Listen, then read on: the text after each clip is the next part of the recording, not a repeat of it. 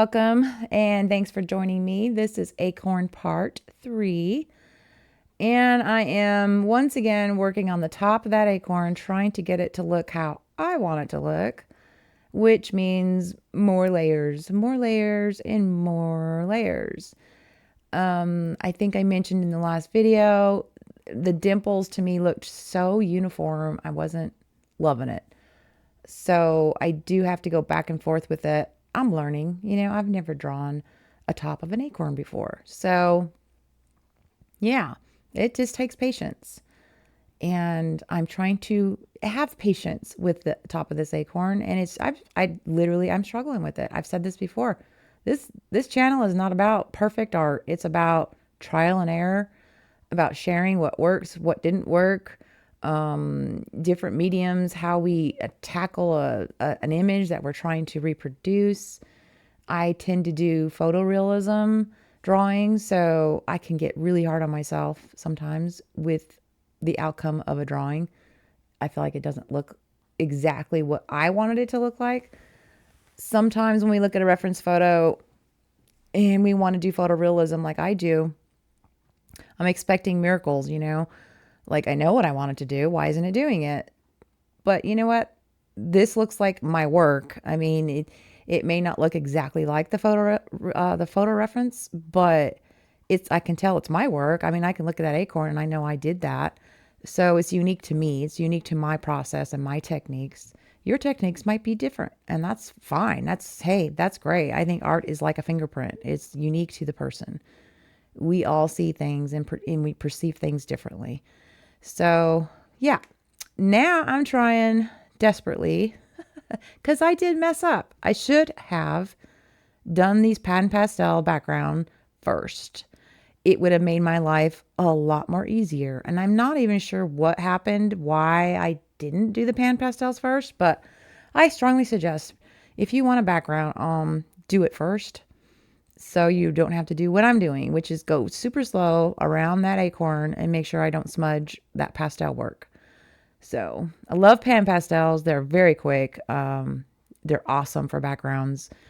They will block in color in a matter of minutes, as opposed to using pencils to do the background, which would take hours and hours and hours. So yeah, love me my pan pastels. I strongly suggest you get some and try them. They're awesome.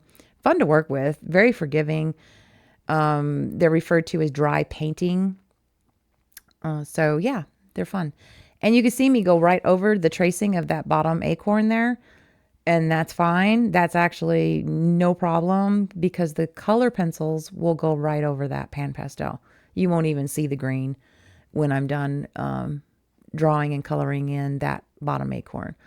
But unfortunately up here, I have to go super, super slow and make it look like it was there all along. So you don't want like defined marks of that pan pastel. You don't want a halo around that acorn. At least I didn't.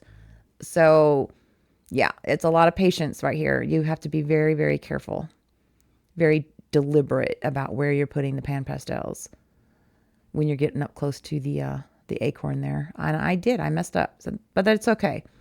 Live and learn, right? No big deal.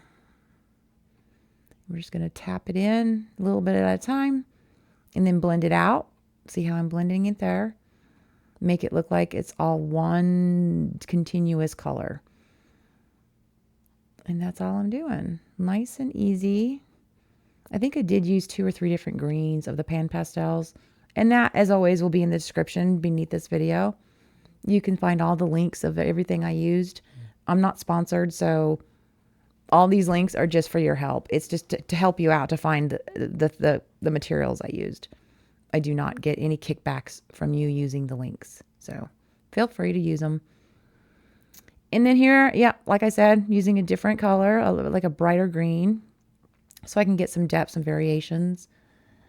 And then decided I would do a little bit of those, like glowing highlights that you would see in a picture, not necessarily on my reference photo, but it's what I wanted there. So I'm putting them there. Again, unique to me. There won't be another drawing that looks exactly like this. So that's what it's about. Your perspective, what you want it to look like. take your liberties when you look at a photo. Decide what you want in there and what you don't. That's what I'm doing.